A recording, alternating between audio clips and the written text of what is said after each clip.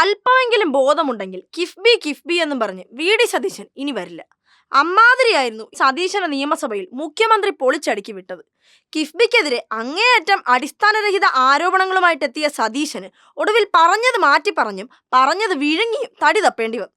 കിഫ്ബിയുടെ ചരിത്രം മുതൽ പറഞ്ഞു തുടങ്ങിയ മുഖ്യമന്ത്രി വസ്തുതകളും കണക്കുകളും കൃത്യമായി ഉദ്ധരിച്ചതോടെ സതീശന്റെ കാറ്റുപോയി.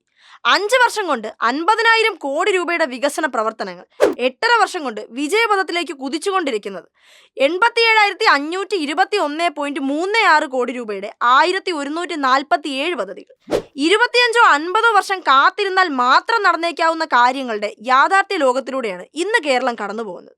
കിഫ്ബി സംസ്ഥാനത്തിന്റെ ചരിത്രത്തിലെ നൂതന കാൽവയ്പാണ്, വികസനത്തിന്റെ ബദൽ മാതൃകയാണ്. അതിനാൽ അതിന്റെ നേട്ടങ്ങൾ പ്രതിപക്ഷ നേതാവിനെ ചൊടിപ്പിക്കുന്നത് സ്വാഭാവികമെന്നും മുഖ്യമന്ത്രിയുടെ കിടിലം മറുപടി. പ്ലാൻ ഫണ്ടിൽ കുറവ് വരുത്തുന്നുവെന്ന പ്രതിപക്ഷ നേതാവിന്റെ ആരോപണത്തിന്റെ മുനയാണ് ആദ്യം ഒടിഞ്ഞത്. ഉമ്മൻചാണ്ടി സർക്കാരിന്റെ അവസാന 3 വർഷത്തെ ആകെ മൂലധന ചെലവ് കേവലം 16,049 കോടി രൂപ. അതേസമയം കഴിഞ്ഞ 3 വർഷം കിഫ്ബിയിലൂടെ മാത്രമുള്ള മൂലധന ചെലവാകട്ടെ ഇതിലും അധികം. അതായത് കഴിഞ്ഞ 3 വർഷത്തിൽ കിഫ്ബിയിലൂടെ മാത്രം വികസന പ്രവർത്തനങ്ങൾക്ക് ചെലവഴിച്ചത് 17,857 കോടി രൂപ. ഇനി LDF സർക്കാരിന്റെ കഴിഞ്ഞ 3 വർഷത്തിലെ മൂലധന ചെലവെടുക്കുക. അത് 41,773 കോടി രൂപയാണ്. അതായത് മുൻ ഉമ്മൻചാണ്ടി സർക്കാരിൻ്റെതിനേക്കാൾ 3 മടങ്ങ്. ഇനി സംസ്ഥാന സർക്കാരിന്റെയും കിഫ്ബിയുടെയും ഒരുമിച്ച് കണക്കാക്കിയാൽ ഇത് കഴിഞ്ഞ 3 വർഷത്തിൽ 59,630 കോടിയാണ്. അതായത് ഉമ്മൻചാണ്ടി സർക്കാരിന്റെ കാലവുമായി താരതമ്യപ്പെടുത്തിയാൽ 4 മടങ്ങ്. സതീശന്റെ അടുത്ത സംശയം കിഫ്ബിയുടെ മസാല ബോണ്ടും AFD മുഖേന കൊച്ചി മെട്രോ സമാഹരിച്ച വായ്പയും തമ്മിലുള്ള അടിസ്ഥാന വ്യത്യാസമായിരുന്നു. അതിലും മുഖ്യമന്ത്രി വ്യക്തത വരുത്തി കൊടുത്തു. മുമ്പ് പലതവണ പറഞ്ഞിട്ടും സതീശന് മാത്രം മനസ്സിലാകാത്ത സാഹചര്യത്തിലായിരുന്നു മുഖ്യമന്ത്രിക്ക് ഇത് ആവർത്തിക്കേണ്ടി വന്നത്. ഇതിൽ പ്രധാന കാര്യം കൊച്ചി മെട്രോയ്ക്ക് വേണ്ടി ഫ്രഞ്ച് കമ്പനിയായ AFDയിൽ നിന്നെടുത്ത വായ്പയെ കിഫ്ബിയുടെ മസാല ബോണ്ടുമായി താരതമ്യപ്പെടുത്താനാവില്ല എന്നതാണ്.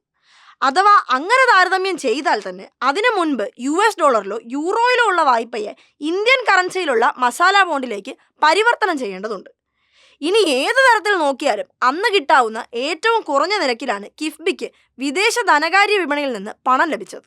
കിഫ്ബിയുടെ ബോണ്ടിന് ഫോറിൻ എക്സ്ചേഞ്ച് റിസ്ക് ഒന്നും തന്നെ ഇല്ല. എന്നാൽ കൊച്ചി മെട്രോയുടെ FD വായ്പയിൽ ഈ ഫോറേറ്റിക് എക്സ്ചേഞ്ച് റിസ്ക് ഉണ്ട്. കരാർ പ്രകാരം ഈ തുക കേരള സർക്കാർ വഹിക്കേണ്ടതുമാണ്. ഇതായിരുന്നു കൃത്യതയോടെയുള്ള മുഖ്യമന്ത്രിയുടെ മറുപടി. കിഫ്ബിയിലെ CAG ഓഡിറ്റ് സംബന്ധിച്ചായിരുന്നു സതീശന്റെ മറ്റൊരാക്ഷേപം. കിഫ്ബിയിൽ CAG ഓഡിറ്റ് നടക്കുന്നില്ല എന്നായിരുന്നു സതീശന്റെ സങ്കടം. ഈ കള്ളവും മുഖ്യമന്ത്രി പൊളിച്ചു. കിഫ്ബി ആക്ട് പ്രകാരം സ്റ്റാറ്റ്യൂട്ടറി ഓഡിറ്റുകൾക്ക് പുറമെ CAG ഓഡിറ്റിംഗ് നടക്കാറുണ്ട്. ഭരണഘടനാ പ്രകാരം പരമോന്നത സ്ഥാപനം എന്ന നിലയിൽ കിഫ്ബിയെ ഓഡിറ്റ് ചെയ്യുന്നതിനുള്ള പൂർണ്ണ അധികാരം DPC സെക്ഷൻ 14 നൽകുന്നുണ്ട്. അതുകൊണ്ട് തന്നെ ഓഡിറ്റിനായി CAGയെ സർക്കാർ പ്രത്യേകം ചുമതലപ്പെടുത്തേണ്ട കാര്യമില്ല. എങ്കിലും അനാവശ്യ വിവാദങ്ങളുടെ പശ്ചാത്തലത്തിൽ കിഫ്ബിയിൽ പൂർണ്ണമായ ഓഡിറ്റിങ്ങിന് സർക്കാർ രേഖാമൂലം അനുവാദം നൽകിയിട്ടുണ്ടെന്നും മുഖ്യമന്ത്രി വ്യക്തമാക്കി. CAG റിപ്പോർട്ട് അസംബ്ലിയിൽ വയ്ക്കുന്നില്ല എന്ന V.D. സതീശന്റെ ആരോപണത്തിനുള്ള മറുപടിയും കൃത്യമായ വർഷവും തീയതിയും സഹിതം മുഖ്യമന്ത്രി വ്യക്തമാക്കിയതോടെ സതീശൻ കെട്ടിപ്പൊക്കിയ നുണക്കോട്ടകളെല്ലാം തകർന്ന് തരിപ്പണമാകുന്നതിന് സഭ തന്നെ സാക്ഷിയായി.